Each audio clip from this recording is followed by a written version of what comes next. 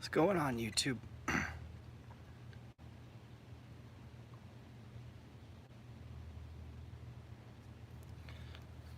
What's up, man? I don't think I've ever gone live on YouTube just talking.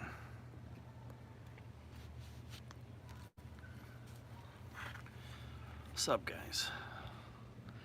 Friday, market's closed. Always gets weird when the camera's sideways, huh? Gets a little weird. Let me pull up Instagram. Do these little chats.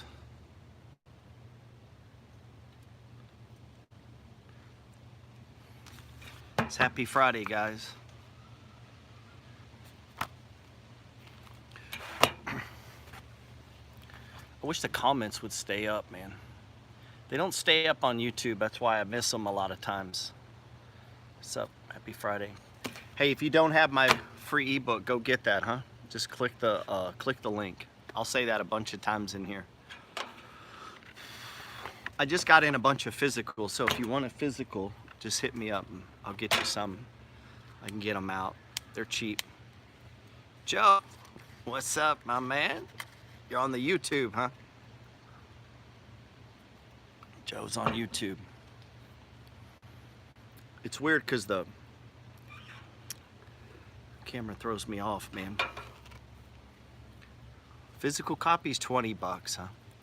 It's cheap. If you're like me though, I like physicals and I carry them with me all the time wherever I go. I may have to, these cats go to fight and I'm gonna freak out here on the camera.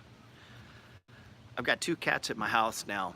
One's lived here forever, one just showed up, and then one hangs in the front yard, one hangs in the backyard, and when I come out, they go to fight, and it drives me crazy. My man Tony said the book's gold. I know a lot of you have had it forever, probably get tired of me talking about it. Let me say here, what's up, Gerald? Getting into stocks, but want to know how to start my portfolio. I get that question a lot, man. One of the things I always tell people, man, just start with what, hey, just start. I'm fixing to kill these.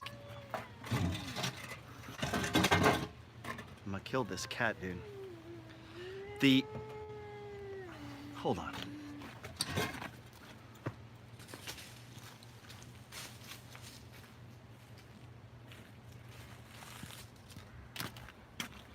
These 2 are driving me crazy, man, with their fighting.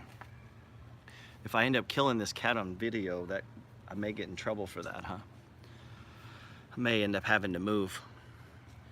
Yeah, so you want to start with what you have, with where you are, with what you can do. I know I should have brought a spray hose, man. I meant to, and I didn't sit down in time. So you want to start with what you have, man. Like just keep it simple. Like, don't try to go and find some secret stock, like you're putting all your money in Tesla or NLI. Those are growth stocks, you know. You want some money in those kind of things, and you want money in just the basics. AT&T's on sale right now. We all use internet service, you know. Keep it simple. But I would caution people, try to avoid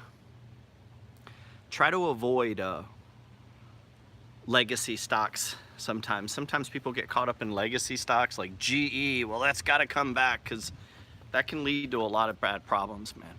Stocks don't have to come back. Sometimes companies are just run. Don't let 20 years ago this was a great company necessarily affect that today it's going to be a great company. It needs to be a great company today too, you know. Yeah, cats are for sure. That cat there, one of my cats is just a complete asshole. To everyone, to every animal, he's just an asshole. And everyone else around him is nice, and he just can't help it but be mean, man. I don't understand why. He doesn't need to be. He's fed. He has the run of the place. And he's just an asshole. Yeah, I used to have 4 Rottweilers, and that cat was an asshole to them too. Like, he just doesn't care, dude. That cat will die fighting you. He's like a warrior cat. How much should your account grow to start dividend investing? I don't know what you mean by that. You know, I separate my stuff. I have dividend stocks in one account, and I have trading stocks in another account. It's easier to do it that way, man. It'll help your mindset too, because then you won't get all confused between dividend stocks and trading stocks. Man on YouTube says, what type of investing account is appropriate for one to start? It's never too late to start a traditional IRA. A lot of that stuff is going to depend on your lifestyle, man. If I was 20 years old, this is me personally, it would depend on your goals. Like I had the goal to start a business, so I need capital. I wanted to be a real estate investor, so I need capital. I need access to capital. And I meet kids all the time, they want to get started in real estate, you know, like I talk about in the book. But they have all their money in a Roth or all their money tied up in a stock account, you know. So there's definitely a place to, the earlier you can start investing, the better the compounding. But if you have goals of like starting a business, do you understand if you saved up 50 grand and started a business and that business went on to make millions of dollars, that's going to greatly exceed anything you would have got in the stock market. So it really depends on what your goals in life are.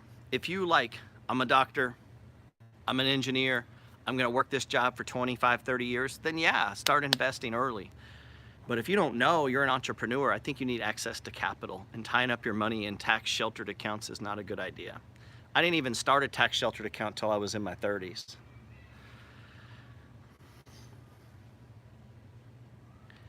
Yeah, so the guy says you're starting, well, that's just the reality of life, man. Like everybody starts with $1. So again, I think that decision is answered based on what your future goals are. If your future goals are to own a business, then you need to save your money. Not in tax sheltered dividend accounts, you just need to save money.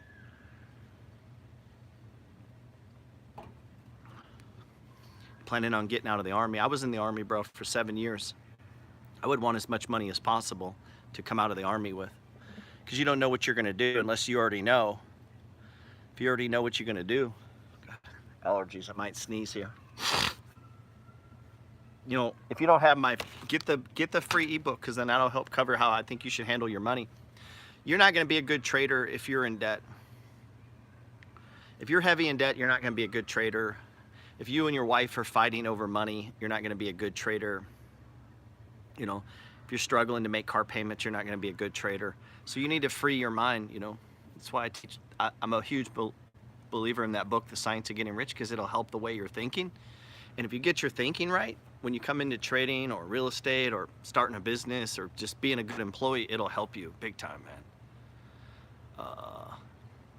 Yeah, I read that book a lot, dude. I've been reading it for years and years and years. A lot of times, if you listen to my podcast, I'm just regurgitating my interpretation of the book, you know. Is it smart to go all in on T for dividends? No, that's a really dumb idea. Unless you have a bunch of money. I don't know what, no, I would not go all in. How much is all in though, bro? Like $1 million? If all in is a bunch of money, then it might make sense. I mean, the only way to become a billionaire is to go all in. Nobody becomes a billionaire being diversified. You know that, right? So when they give you advice like, hey, you need to be diversified, understand that's for common people. Like Jeff Bezos wasn't diversified. Mark Zuckerberg he doesn't have a diversified portfolio. He went all in on Facebook. So if the goal is to get as rich as possible, you want to go all in on Tesla or all in on, like, that's how that works. If you're not 100% positive you picked the right vehicle, you're going to lose everything, bro. Like, that's how that works. So it's billionaire or bust, you know? But you say all in on AT&T, I mean, putting in $5 grand in AT&T and that's all in, what happens there? You're going to get an $80 dividend every 3 months? Okay, that ain't changing your life. You could go drive for Uber for one day and do that, you know? If you're putting in $1 million in AT&T, then maybe. I mean, I've been buying shares in AT&T, but it's just one of 40 different things that I'm invested in. I'm 20, no debt, good deal, bro. I'm planning to own, I love that, 20, no debt. That's a beautiful thing. My man David says, oh, hold on. No debt, planning to own some real estate. Why doesn't I can't get these comments to stay up on here. Would you open a brokerage account? Be good. Bruh. Problem is, all of a sudden you got a brokerage account, you got $6 grand in it, and you read an article about this penny stock that's going to become the next whatever, and then you put your money in there and you lose it. The only thing that I'll put my real estate money in is the SPY, the S&P 500. I will put I have an account that I use, that the money that goes in that account is to buy my next property. And so I'm just always putting money in that account, okay? I'm always putting money in that account. I'm always putting money in my buy and hold account. When that gets to the right amount, I go buy a house. If the market happens to go down, no big fucking deal to me. I just keep putting in money. I mean, it only drops by half like once every 10 years. And it ain't no big deal. Like, I keep working, I keep putting money in. If it goes up, I get to the house a little faster. But outside of that, I would not put money in stocks to buy a rental property unless you really know what you're doing. Unless you really know what you're doing. You know, and like, even if you're trading with me, I was talking with someone today who's been trading with me for like a year, and they pointed out something real good. Like, I would put out a trade signal. Like, I would say, hey, buy this stock at this price. And they would just buy it.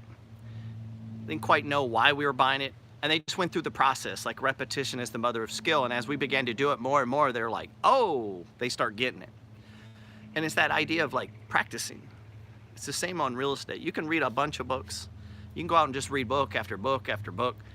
That's not helping you with real estate. What's going to help you with real estate is to go buy a house, start having to deal with tenants, deal with the city, fix shit, try to deal with the bank. Like, the way to really learn it is just to go do it. Go buy some. You said you need to buy a minimum of 3 stocks. What about ETFs? Minimum 3 stocks? I don't know where that came from. I may have said that at some point. ETFs are fine. I treat ETFs like stocks. Like, I have a position in the SPY. About 15% of all of my money is in the SPY, just the index fund. The rest is individual stocks. And I also trade it. I don't know where I was saying. What do you think about paying for a property manager? If you think there's some reason you can't personally manage your property, then manage it. But think of it this way. I have 15 houses. It would cost me $1,500 a month to pay a property manager. You know how many phone calls I've had this month? Today's the 15th. Goose eggs. So I would have paid someone $1,500 to take 0 fucking phone calls, to do nothing. I'll take those calls. It's my property. I mean, are you so busy? Like you think Donald Trump's so busy he can't take a phone call? I don't know. I know there's a place for it, and I hear a lot of gurus teaching it. For me, real estate's a business, man. And if you ran a business, wouldn't you know how to do? How weird would it be to own a business and you're like, well, I don't know how to do that part, so I hire people and I actually don't know how to do it. To me, that's just weird, dude. I think you should manage your own properties. A lot of times these guys that are telling you to get property managers have 5,000 properties. Well, yeah, if you have 5,000, but one house, you're gonna get like 3 phone calls all year. So you're gonna give up 10% of your property, of your profits, to take 3 phone calls? Come on, man. Just me. Oh, yeah, Diane bringing up a good point. I was probably saying to buy in increments of 3, because the idea is I want to be able to buy, and then when it starts going my way, I want to sell. I want to scale in, scale out. Richard Garcia does that bullshit all the time. You know, you could be so big. Now, caveat to that, you're an engineer, you're a real important person, you're a neurosurgeon, and you spend all your day in surgery. Get a property manager. But you're sitting at home watching football on Sunday, drinking beer, getting fat. You should manage your own property. Like, so life will dictate these things, right? I don't think there's a right or wrong answer. It just depends on you and what's going on. It's also a great family business. You have a stay-at-home wife or stay-at-home husband or a partner. What the hell are they doing? Just freeloading? Why can't they deal with the why can't they do it, man? Most of us got 2, 3, 4, 5 people freeloading. Let's see.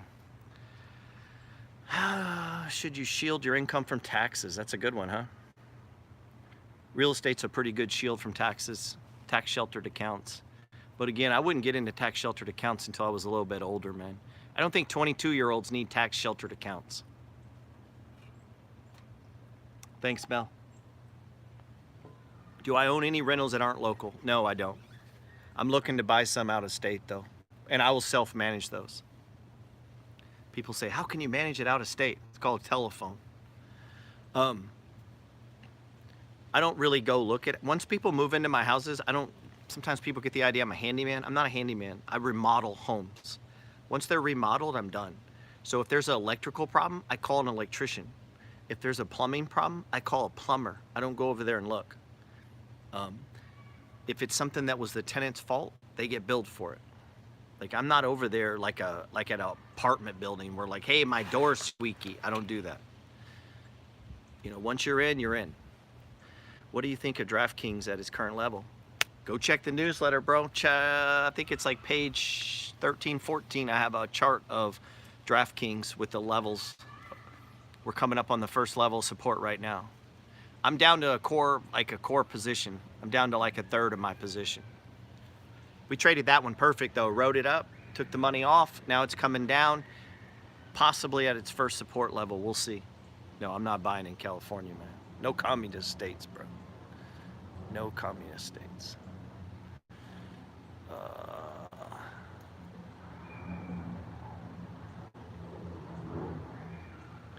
People who buy houses have no idea. Yeah, I mean, you can do it. I mean, I've seen people do that, man.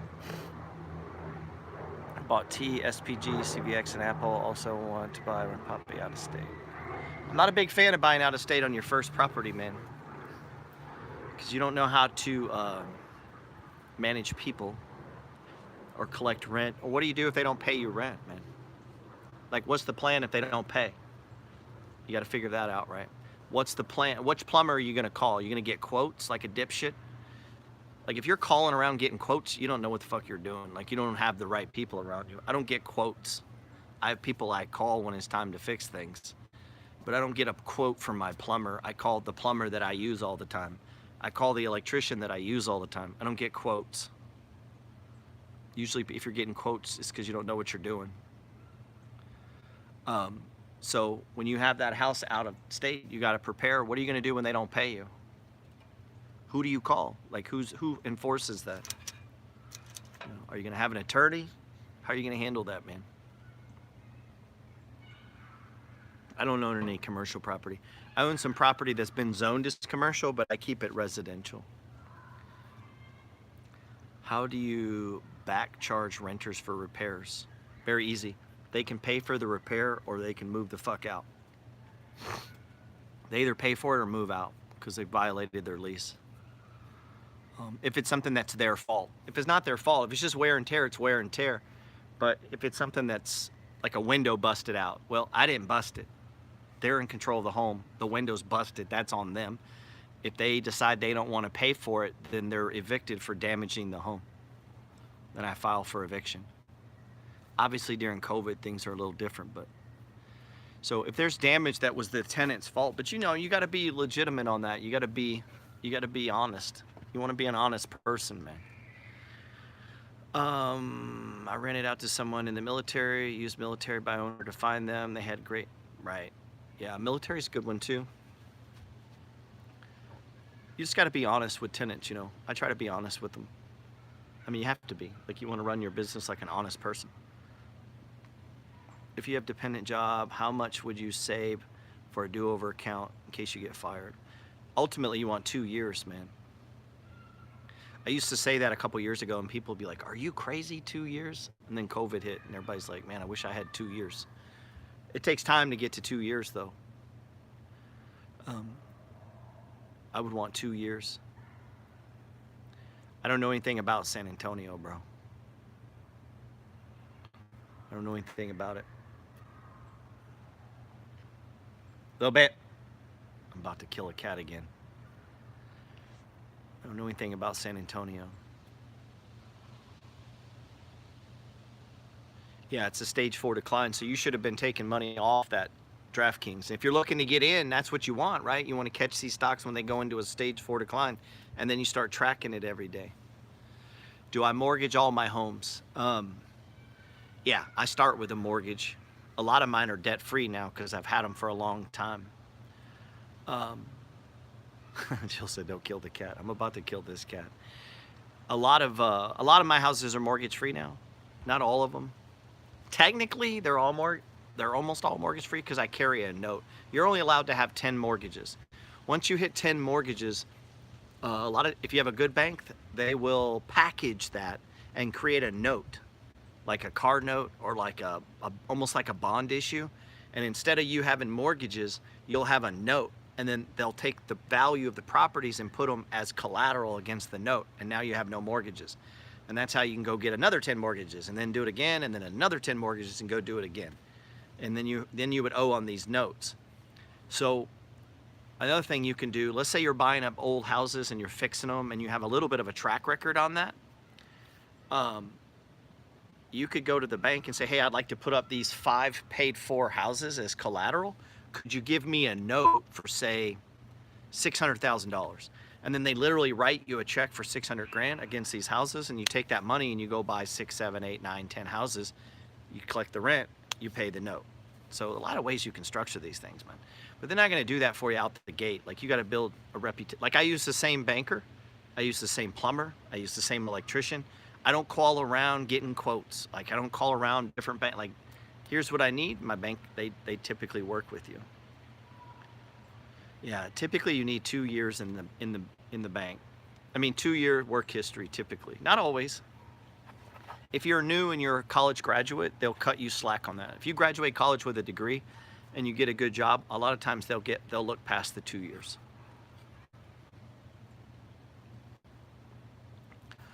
You are your favorite traders. I think you said who are my favorite traders on IG? Me. I like Ashton. Mel is one of my favorite traders. You know, people in my own trading group, to be honest. I'm gonna be honest, guys, I don't follow a lot of traders on Instagram. I follow, I don't listen to other people's content. I listen to Cardone a little bit just because I like his obnoxiousness. I like Rick from Old School Real Estate because I like it. I listen to Gary Vee a lot. I don't listen to a lot of traders just because most people haven't been trading very long. Like, if you haven't been trading for 8, 9, 10, you know, I don't know, you know, it's just, they haven't traded long enough. You know, a lot of people trading, it's not, dude, they don't have books. They don't have, like, they're not putting in the work. They're just posting trades. Like, anybody can post trades, dude. That ain't hard. It ain't hard to post trades. You just write it down and put it on a chart. Like, but, you know, you start trying to teach it and put together courses and talk, you know, it gets a little bit difficult, man. My man says, is Chris Johnson in your group? Man, I don't give up who's in the group. That's proprietary secret information. No, I'm not going to tell. I mean, there's a lot of people in our trading group, but I don't give out names of people that are in our group unless they're cool with that. Listen to a lot of people, you'll eventually get lost. You really do. And here's the thing, I'm not looking to change my strategy. I have the best strategy in the fucking world, period. And if people disagree with it, fuck them. Like, that's my strategy. And I've spent a lot of years honing it down, and if you think you got something better, whatever. Like, move on. Like, you know, like, I've figured it out. Other people, most people are still searching. I'm not searching. I'm not lost. Like, I know exactly what I'm doing every day.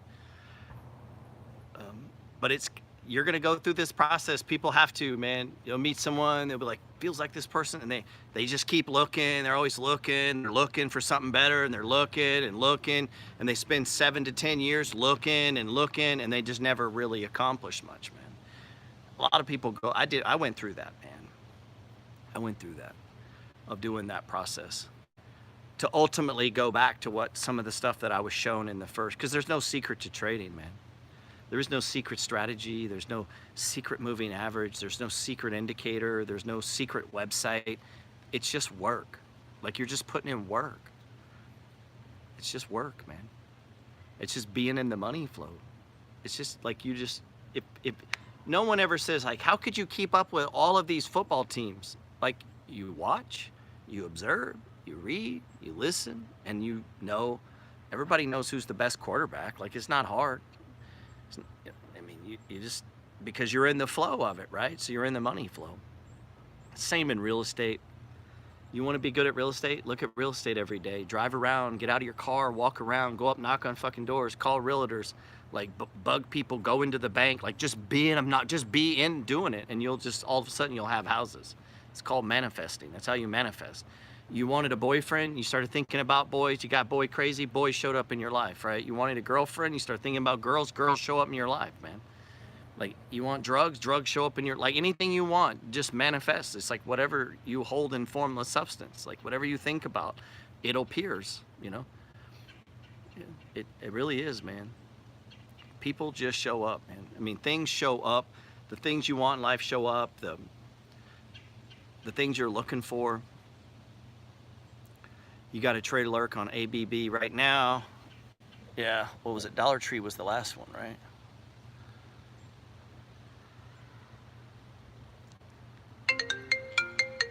Oh, look at that. Got somebody calling through.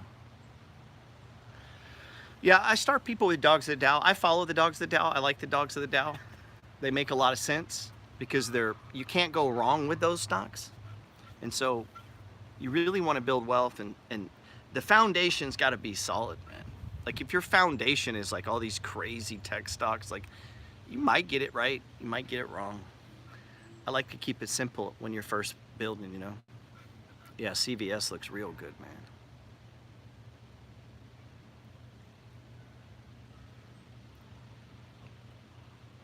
I don't know SBE. Not offhand. Not offhand. And a lot of people will get into multiple groups. That's because you don't know what the fuck you're doing and you're trying to take in too much information and you're thinking there's a faster way. I used to do that. You know, I would subscribe to all these different, like, you're trying to make it go too fast, and that's not how the markets work. And it's easy. People get real antsy. It's like, oh, the market didn't move today. And it's like you want to try to push it yourself.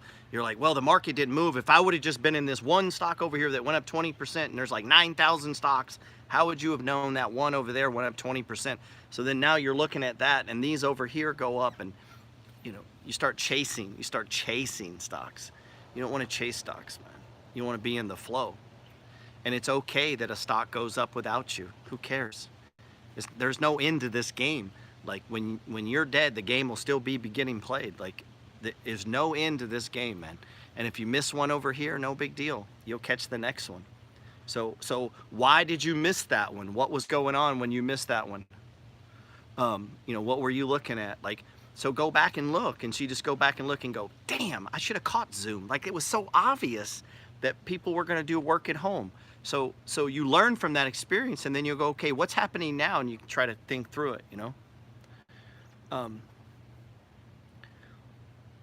What do you say?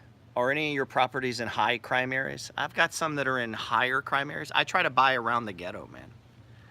I try to buy around the fringes of the ghetto, because the goal of real estate isn't to own the nicest houses. The goal of real estate is to collect money. And the people who always pay rent are working class people.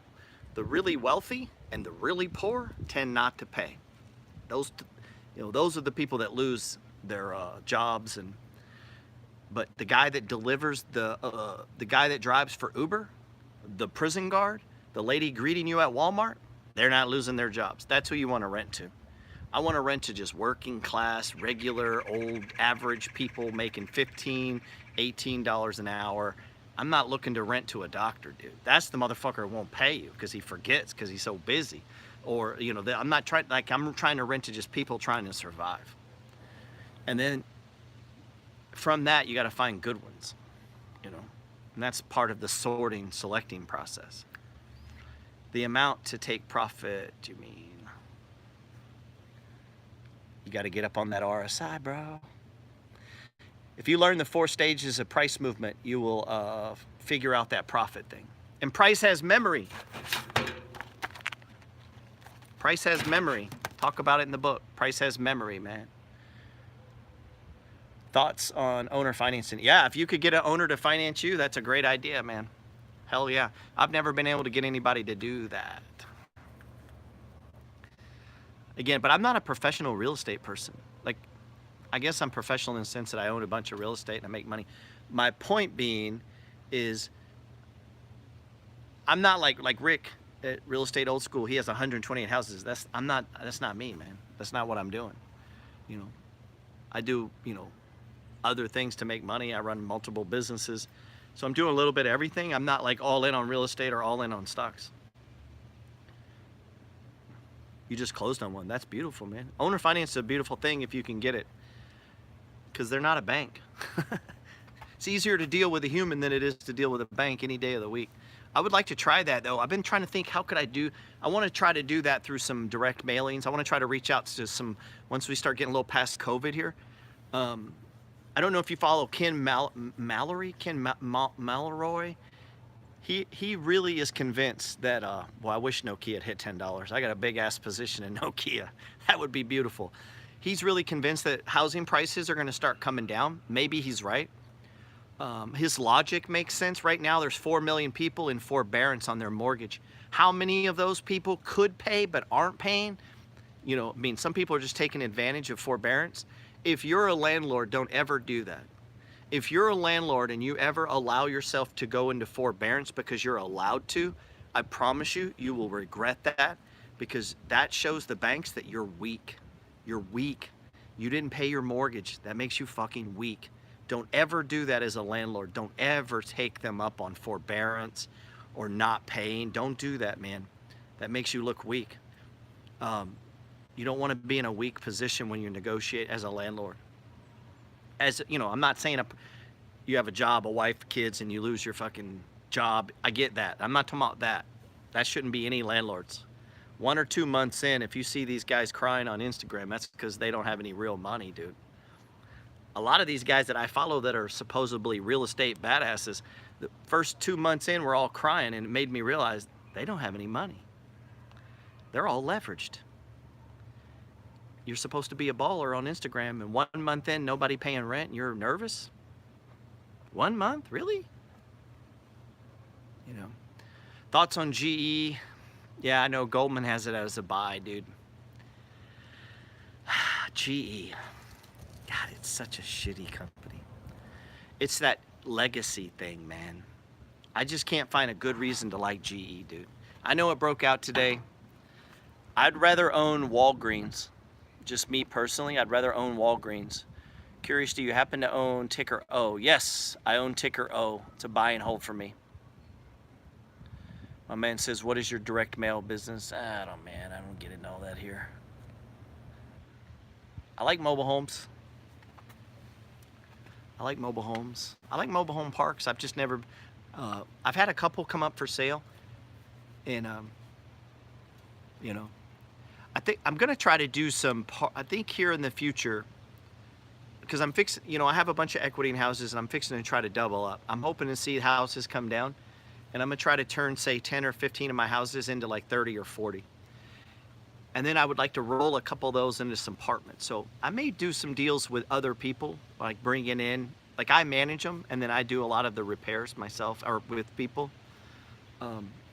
There's some apartment buildings in Des Moines that are going for I was looking at 2 today. There was a 10 unit and a 15 unit, and they're going for $60,000 a door.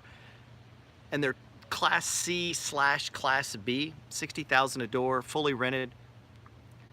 I'm sure they're exaggerating a little bit. On a deal like that, you're looking at 30% down on a, $700,000 unit. What is that? It's a chunk of money, right? So you really need to bring in partners on something like that. But if you bring in too many people on something like that, then nobody's making any money. So you would only want to do like 1 or 2 people on something like that. Yeah, I may try to do a syndicate on something like that in the future. We'll see. It's just such a big down payment. You start getting into the $140,000 cash range. You can do it, but then you're kind of all in on this one building. And then now what if there's CapEx repairs, roofs, central heat and air, parking lots? Like, you could be cash poor real quick trying to buy, 10, 15 units by yourself.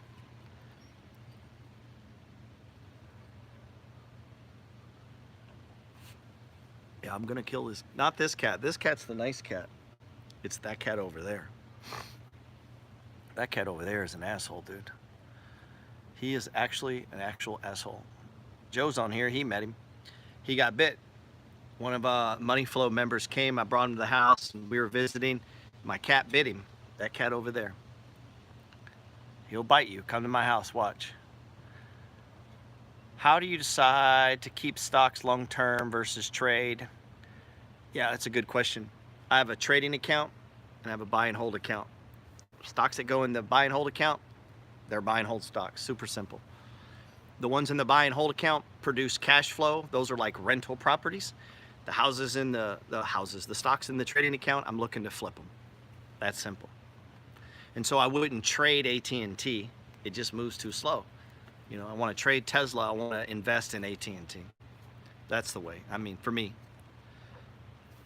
My cat is an asshole. There's no other word for it.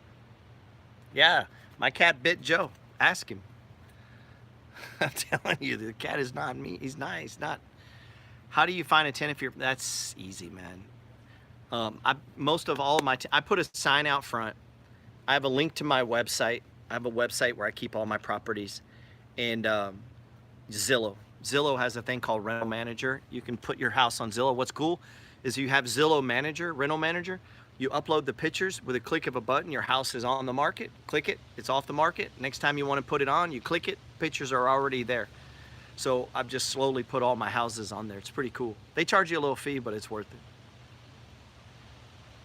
Strict city. Woo. It would depend on how strict the city is. But I would just shut the door and do the work, personally. And it depends. I mean, there's times in my city where I only work on the weekends on some things because the city's so tight.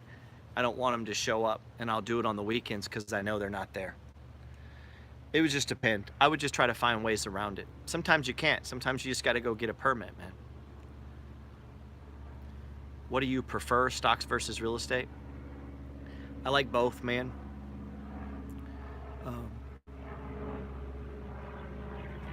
If real estate's accessible to you, you're going to make money faster in real estate. But I love trading, man. I love trading. And I love investing in stocks. Like, I like it. I don't know. It's kind of like saying, what do you like better, football or baseball? I like both, man. Like, I don't know what to tell you. And even as simple, sometimes I'm reading Ken Mel, whatever his name is, book, and he's making the case that real estate's so much better than stuff. That's not always the case, man. I've bought real estate that was a fucking nightmare. Like, everything that went wrong, and it just broke, and he's just pouring in money into it. And I've bought stocks that just went straight up. So I don't think it's as simple as one asset class over the other. It really depends on your lifestyle, your mindset, how much money you have. Like, if you only got a few grand, it's not even a conversation. You can't buy real estate with a few grand. So put it in the stock market. If you're making a lot of money, put it in stocks. Once you get a little bit, if you get a chance that a property comes up that's a good deal, peel a little bit off, have a little bit of saving. Like, you can do both. There's no reason you can't do both, man. I don't think it's a one or the other conversation, you know. For me, it's not. I mean, I've never bought a house and 2 weeks later it doubled 100%, but I've bought stocks that 2 hours later went up 100%. Right? I mean, that's happened. What book on real estate are you reading right now? I'm reading that Ken's book right now. Hey, Tony, I'm reading Ken's book right now. I mean, it's pretty basic shit, but to be honest, I have books on real estate. I just find it boring. Like, it's so simple. There's really nothing to read, you know? There's just so much you can read on real estate. It's kind of boring. I think you do better spending your time reading on money management and mindset than real estate. The real estate formula is pretty easy. My favorite book on real estate is a book called Hold, H-O-L-D. My favorite book in stocks is my own, The Money Flow. But then anything by Dr. Elder I really like. The book Hold, if you want to go basic to how to get 100 houses, read the book Hold. And Ken's book is good too.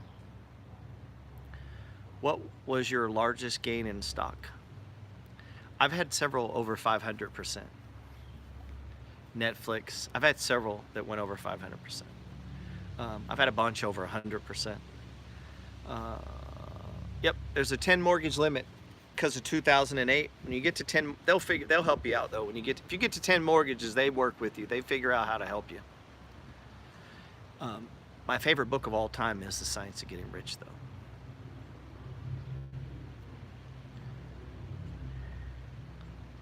Fired up that hot tub. I love hot tubs, man. And you go listen to his podcast too. Will help you. I appreciate that. I need to record one, man. I haven't been in. I got to be in the flow, you know. I got to be in the right. I can't just every Tuesday do one, because then they just don't feel right.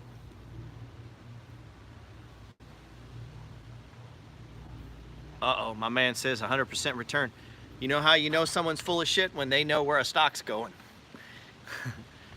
You know you're talking to either a delusional person, a crazy person, or just naive if they think they know where a stock is going. It's one thing I've learned after 20 years of trading and investing. Nobody knows shit. Not billionaires, not that dude. Nobody knows shit. They might think they know, and they might get it right, but a lot of them get it wrong too, man. A lot of them get it wrong. Because all of a sudden you're like, oh wait, the CFO was stealing money? I didn't plan for that. No, you didn't know that in your little plan, that the CFO could have lied on a tax return and submitted it. I've seen all kinds of shit in these great companies that were literally lying or stealing, or they did something, you know, one person in the company was doing something crazy. You can't account for all of that. You can't account for COVID-19 or the president deciding we're going to put out coal companies, or they decide you can't have this here anymore, or the government decides we don't like your fucking industry and they just close it down, dude. That shit happens all the time, man. Happens all the time, dude.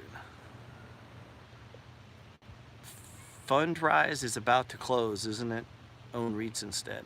I don't like Fundrise. All those online real estate, I don't know, man. I don't know, dude. I don't know. I like DBX. I don't know about the online ones. It makes sense.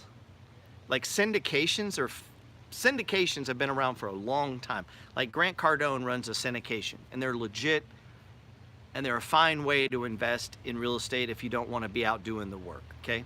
Or you could invest with a guy who, like I was talking about, like buying a 20-unit apartment building, bring in 3 investors, and we go in together in like an LLC, and it's all legit, and you buy an apartment. Those are good things. But once you get into where there's 1,000 people invested in this one, God, so many things could go wrong. So many things could go wrong. One is, I don't think you actually own it. I think they're issuing debt, and you're the debt lender, I think is what happens. Because if you're an actual investor in a property, you get depreciation. So if me and you went in on an apartment building, we're not paying taxes on that. We're going to depreciate the building. That's going to go against our loan and against our cash flow. We're not going to pay any taxes. That money's just going to be in our pocket. But you start doing on Fundrise and stuff, I don't think you get depreciation. I think you're the lender. If you had $13K to play with, what would you do with it?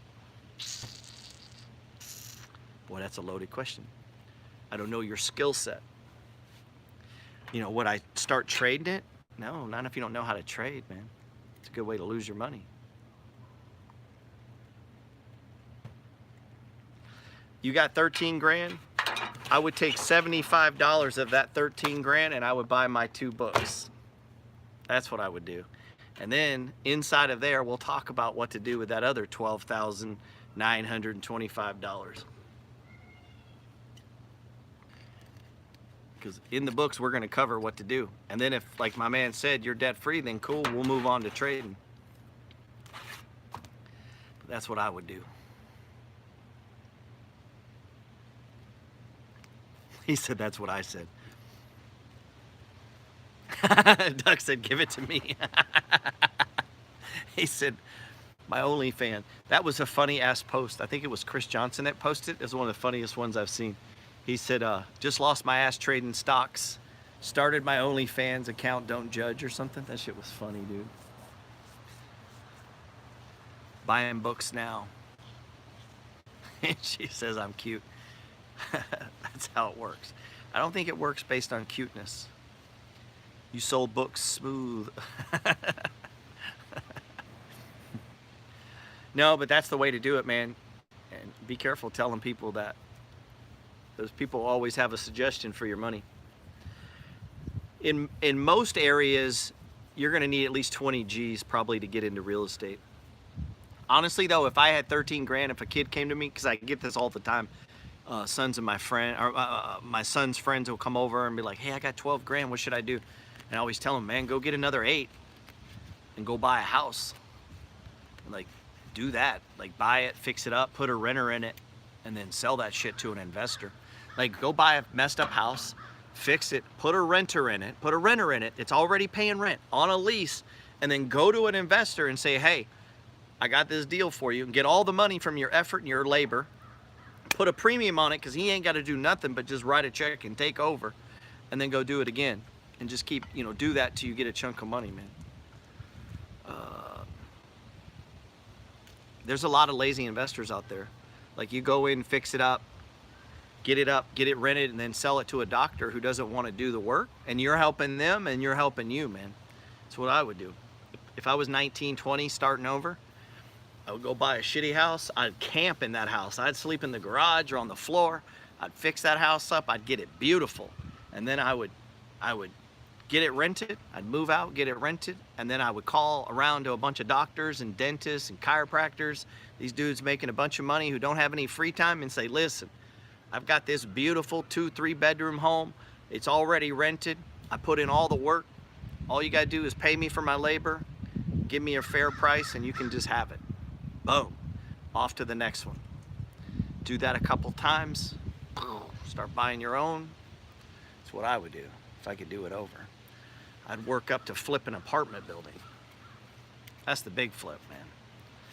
That's how the big boys get rich. My man says getting out of the Navy in 3 years. How do I prepare to get real estate? One, start stacking cash. That's the big one. You're in the Navy, so I would avoid girls ashore, or boys. I don't know what you are into. Maybe you're into boys. I don't know. And stack cash, bro. Get out of debt. Oh, we got a celebrity in the house. Rick. We got a celebrity.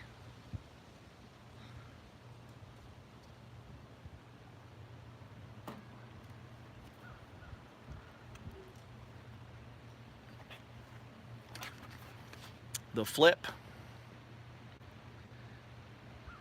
He said it is the Navy. Careful, man. I got a few buddies that are Navy SEALs who'll get mad about that. But he's right. Let's see. That's why I can never do the Navy, man, because I don't like their uniforms, and I don't like being out on boats. What's up, man? Man, what you know good? Man, I'm trying to figure it out. You know, I've been seeing you doing some lives late at night, but here lately I've been going to bed about 11:30. I don't know if it's working too hard at age catching up with me. Probably work. Night out, but I hadn't been staying up like I used to. Right, you've probably been working too hard. Yeah, don't take too much, be too hard now. No, man. I got I'm finishing up one house. I had 3 open. I got the one rented, and it was funny because he was literally the world's perfect renter, like on paper. Yeah. So I was like, he's lying. Like, I went on there and he had like an 820 credit score. He had a college degree. He'd been a Marine. He had wonderful references. He's single, no pets, 0 debt. I'm just like, bullshit. Like, something. He's a serial killer. That's right. Something's wrong there. Something's wrong.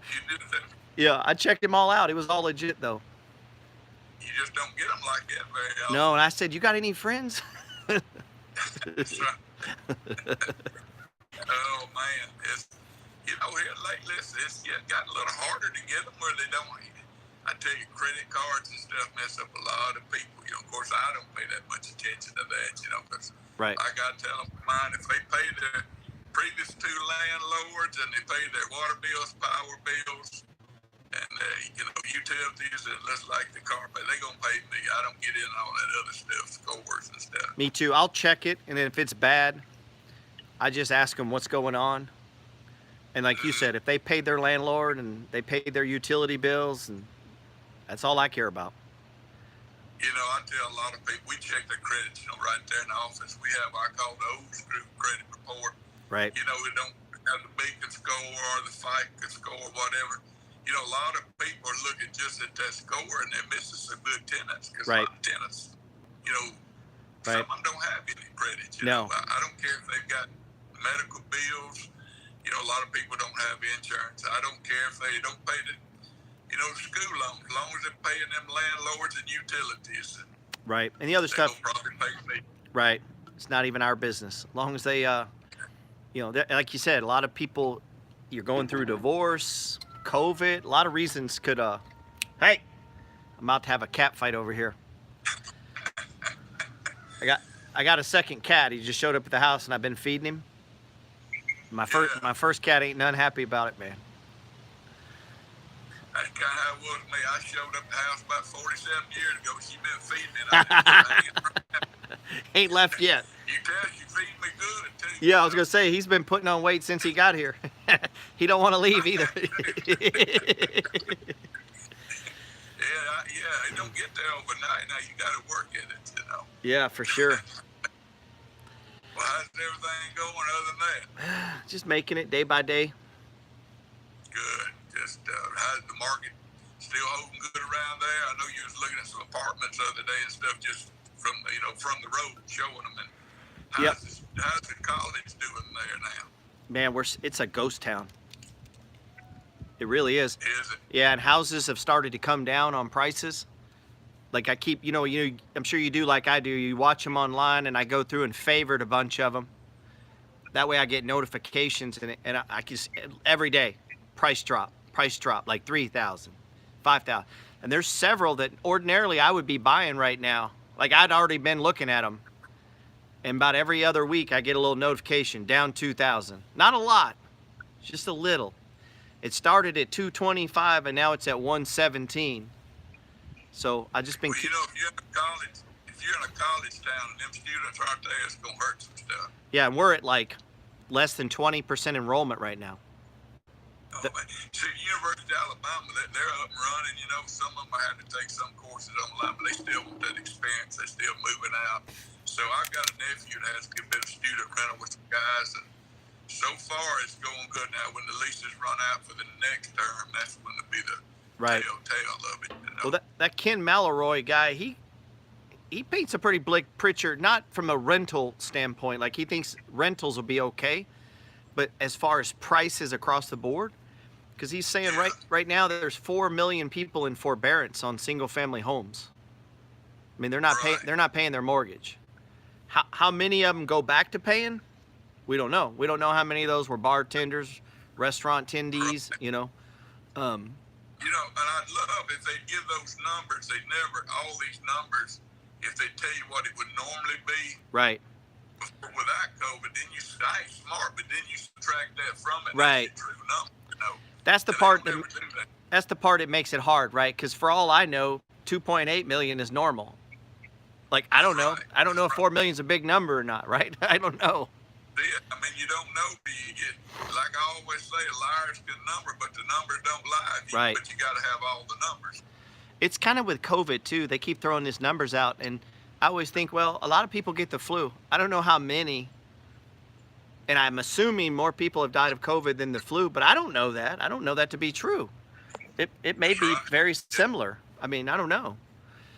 You just don't know. Our coach got it. Coach Nick Saban. Oh, is he okay? He tested positive. Yeah, he didn't know he even had it. So we're going to find out how powerful it is. I told my wife he'll either be coaching from a trailer or something Saturday. Because they played Georgia Saturday. Your wife, I know about that. Or he'll be back there doing it. He may test negative by Saturday. You never know. He'll be in there coaching on the phone with wife. Put me up there. That's right. You know, it's a big football town here, but it's like a religion, man. I'm sure it's that way in Texas. Yeah. It's not with me, but Yeah, Texas is definitely, Friday Night Lights is big here. Friday night high school football. You drive around, you'll say, what is going on? It's Friday night football, Right. You know, my son's 39 now. I miss them days. You know, I never cared much, but I always had to work, play music, and I never was in. But it was some fun days. But, you Right. know, I get to live it again with my grandson. He's 10. It won't be long. He'll be doing it. Yeah. But, Yeah, man. Good stuff. The what was I gonna tell you? I was looking at a couple apartment buildings in Des Moines. I'm noticing the apartment buildings are coming down too, and I'm wondering, you know, what do you do? You own an apartment building and like 30% aren't paying rent. That's hard, like to resell that, right? right, you know, they always say, well, if you got one rental house that gets vacant, you got 100% vacancy. Right. I always say, you get your 10 of them, one get vacant, you just got 9 more, you know, just like in apartments. But that's what they always say. But, Isn't you that know, the- you and I both know not the case. It's the dumbest comparison. It is. Because I'll hear that all. Cardone does that all the time. Well, if you have an apartment building, you got 30 whatever. If you have one house, and it's like, dummy, I'm not gonna have 1 to 30. I'm gonna have 30 to 30. Like, but if again, it's kind of like those stats and those numbers. When you hear them, it sounds like a big number, and so when you hear someone saying that, you're like, oh yeah, that makes sense. And it's like, yeah, but it's not even a right comparison. Right, right. In fact, there was, I read something, I'm trying to remember where it was, maybe on Fox News. Somewhere near the United States, this guy wasn't a good landlord. He was going to war with his tenants, and they kind of quit paying. But anyway, they ended up buying the apartment building from him. They said it was the first time that a group had went in like that. There you go. Rented it, all shared it, and bought it from him because he wouldn't fix things up, and they wasn't paying rent. And there you go. I guess it was just a perfect storm. But I think I was on Fox News. I saw that. That's a fair deal. You don't like the arrangement? Buy the damn place. That's it, man. You know, when I was building houses, I used to go in and find vacant lots, and maybe they'd been vacant for years and years, and the houses built around them, and it would never fail. When I start building, the neighbors would get all mad. I'm thinking, you've lived next, you know, they get to think this their lot. I say, you've lived next to it for 20 years. You should have bought it. If you didn't want nobody built by it. That exact thing happened to me in my neighborhood. I bought several lots here over the years, and the neighbors would literally come over like they're mad and engage me in conversation. And I'm like, first off, it's been for sale for 4 months, and you live right next door, so you could have bought it. Like, so your opinion doesn't mean a lot here. There we go. Oh, well, you know, that's the thing. I was thinking about this today. I was going to do a video about it, and I didn't do it. I'll probably do it later. You know, when you want to find rental property in neighborhoods that have pride of ownership, you want to be that house. They say, you know, they rent that house down there. You want to be that house. Right. That's where people want to be. But most of the people own their houses. They got that pride of ownership. Right. That's where you find your rentals. For sure. That's the best place to be. And I like nosy neighbors that, in the sense that they want to make sure the right person's in their neighborhood. Whenever I have those, because I have them, you have too. They show up at your rental property when you're working on it, and they're all nosy. I welcome them in and show them the place and say, listen, if anybody that I put in here gives you trouble, you call me. Here's my number. Yeah, I want them nosy. For sure. Well, you maybe heard my story about the second rental house I ever bought. That's what happened. I got to know the neighbor next door, and I get a call from her one night. I only had 2 rental houses, and she wakes me up. My wife had been in the hospital having surgery, and we had a newborn baby, you know, and my mother's helped me, and I'd worked my job, did my side work, went to the hospital, visited my wife, and I just got home, got in bed. I was pressing that mattress. I was tired. My phone rings. I say, hello. That lady said, mister, if you want to see your house before it burns down, you better get down here fast. And I'm trying to get away, and sure enough, that house, I get down there and fire's boiling out of it. And they wanted to total it, but I said, I think I could fix it. So I got a friend of mine, a contractor, put in a price, and I did all the work. Of course, this is like in 1981. Right. But later on, I was talking to the lady. She said, you know what happened, don't you? I said, no, ma'am. She says, he used to get drunk and beat on her, and she said he passed out. She was going to burn him up. And I'm thinking, Lord, help. I mean, don't tell me that. I don't want to know. But, you know, back in, I didn't know nothing about how to check credit. I didn't know. They come up, they'd been there about probably 2 months. They had the first month's rent, the deposit, This was my second house, and I'm thinking, well, you know, this old real estate gonna be all right. There ain't gonna be nothing renting these houses. Right. I learned to check them out a little better after that, though. Yeah, man. She tried to burn him up. I've had a few. I got my house remodeled. Yeah. I got through. Usually But those. she didn't burn him up, thank goodness. Right. Nobody got hurt. I've had a few where one of the spouses put the other spouse through a window and various things like that. I had one where it was a lesbian couple. The only reason I bring that up is, you know, usually it's a man on a woman, and then in your case it was a woman beating the hell out of the man, and it, you know, most people think of as a man abusing his wife.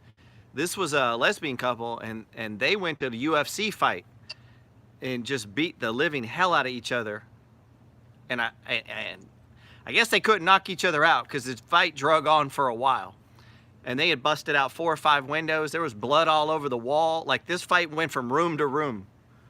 Just 2 ladies just beat the hell out of each other. And then the cops came, arrested them. They called me because there was so much damage. I show up. I didn't know what to do, you know. I'm just like, well, they can clean it when they get out. You'll experience some things when you start getting some rentals, that's for sure. And it doesn't matter what class rentals. You always used to say, right, when somebody gets drunk, they're all on the same level. I don't care if you're a doctor or ditch stick. They're drunk, they're on the same level. But when that fire water gets to make decisions, they go crazy sometimes. Right. That drama isn't exclusive to any particular class. No, that's it. Yeah. For sure. I was just talking about, like, you know, and I'm sure you are too, most of our renters are just people, you know, they're just working, like, you know, probably making 15, maybe $20 an hour, just barely got enough probably to get through the month, maybe a little bit of extra, but, you know, they're just regular people driving trucks, working at Walmart. Yeah. You know, that's kind of like. Right, and those people tend not to get fired. You know, they're not the doctor or the neurosurgeon or the CEO. They're not those folks. You know, and you got to have the. What's that? All of the comment, folks, I didn't say that woman was wrong with what she did. I just said she had enough. Yeah, he might have had it coming, right? Too, you know? Yeah, he might have had it coming. Yes, right. Oh, he did, I'm sure, from what that neighbor told me. But still, you know, that's I didn't want to know about all that. But I just want to fix my house up and re-rent it. Right. Yeah, man. It's funny too. Whenever there's so many patterns you see as a landlord. It's just human life, though, right? Because we're all living the same life. We all eat, go to the bathroom, put our clothes on. Like, there's so many things that we all do that's the same, and you get to see those patterns as a landlord. Like, a young lady will move in the house. And I always look at my thing and go, what do you think? 4 months, boyfriend moves in? Like, it never fails. Whenever I have a young woman who moves into a house by herself, within a few months I get the call. Either the boyfriend's moving in or they're getting a pet. It's like a joke. He was there and he's moving out. She wants to change her locks. Right, change the locks. It's so funny, man. And that's just humans. We're all going through this journey, you know, and it's all the same at that age, you know. That's it, and it's just, it's interesting. It's always something going on, you know. It's, you never know what you're going to hear happen, you know. Yeah, I had a call here a while back. I hadn't had a call in the middle of the night in a long, long time. And of course, I didn't answer it, but he had called like 20 times. And this was a visiting boyfriend of my tenant.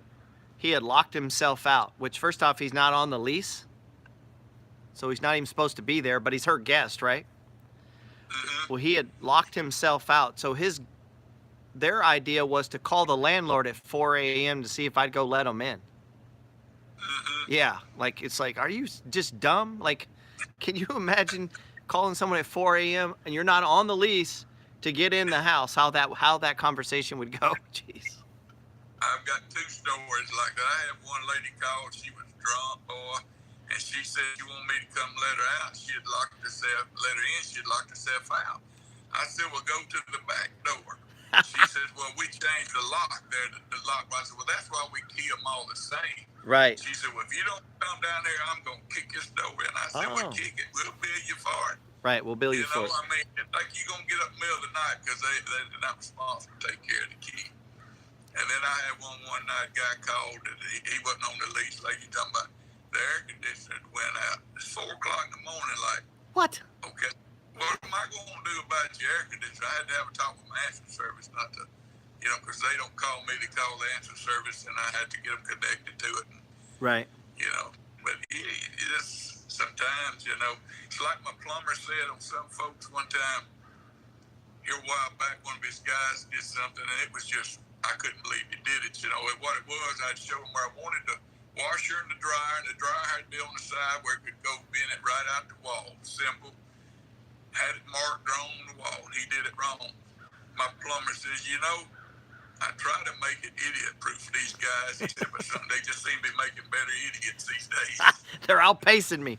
They're staying ahead of me. But you just never know. Yeah. That's funny, man. What now? Oh, I just said that's funny. Let's see. I don't get a lot of questions. Hold on, let me see. I had one here. Stock question. Yeah, threw them off. I had all my stock people on here. Talking about the feds. What do you think? Interest rates are going up any? I don't think they're going up anytime soon. Do you? No, if they do what you say they're going to do, they're not. You know, they're saying it's going to stay down through 2024 or 2024. What I'm trying to say, you know. So I hope so. That'll be good. This lady said she had a bunch of tenants that left drug paraphernalia everywhere. Yeah. I've never had that. I've had some that I could tell didn't want me in the house for any particular reason, and I had a good suspicion why, you know, just based on the aroma that was going on. I had one tenant when I first started landlording. I was a young man, and this woman lived with her son and boyfriend. She was a nurse, and neither of the men in her house worked. She worked, they didn't work. And I'm next door working on something, and he's just sitting outside smoking a joint like it was nothing. Like I could tell what he was doing. And then, didn't try to hide it or nothing. Yeah. Didn't care. I called her about it and said, hey, listen, if you're going to live there, you got to have some semblance of common sense. If the landlord or like, you know, the plumber, people like this over your house, you should at least hide it. It's illegal in Texas. Yeah, well, you know, when I worked at the University of Alabama in maintenance, I worked in the dorms and the rental properties. And they had no boy living in one of the dorms. He had one of those blue lights on it, you know, or the Epic Grow. He had the plant sitting up in the window during the day. And the University police came by one day and told him, look, we're not going to try to get you. He said, but don't leave it sitting up in the window, you know. It kind of makes us mad at that point. You know. Yeah, it's just thinking about it growing better, I guess. Yeah, out in the open, man. That was the way when I worked at the prison, I'd be like that. Listen, people are in prison for breaking the rules. So I don't assume they're going to come to prison and follow the rules. Like, as a general rule, I just anticipate they're not going to follow the rules. And throw this at my cat. He's about to attack the other cat. And whenever I would, like, sometimes I would just walk up on them. They're just sitting in the cell smoking a cigarette, man. They're not supposed to have cigarettes, you know. At least you could hide it, bro. Like, at least make an effort to hide it so that I don't have to do my job. I'd prefer to ignore you, but it's really hard if you just do it right in the open. You got a question here. Somebody wanting to know. Go a little soft, you know, had a little basic lease. I've been using the same one ever since, man. And, you know, I get my attorney to go over mine and update it every so often, about once every year or two, and add things, you know, like we had to add a section about bed bugs. You know, it's never really been a problem all my years, but we had one person to have it a while back, then that messed around, had another one, $1,500,